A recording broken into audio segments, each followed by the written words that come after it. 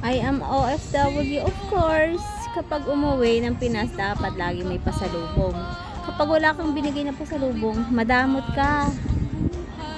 I am OFW, of course. Kapag may umutang na nandun sa Pinas, tapos hindi mo pinautang, sasabihin mayabang ka na, porket nasa abroad ka na. I am OFW, of course. Nasa abroad ako, akala nila marami akong pera, kaya kada hingi dapat maibibigay ka. I am OFW, of course. Kapag during holiday at nakita nilang kumain ako sa mga restaurant, sa Jollibee, sa McDonald's, sa KFC, yung mga nasa Pinas sasabihin, pasosyal na, hindi nila alam yung pinakamura dito.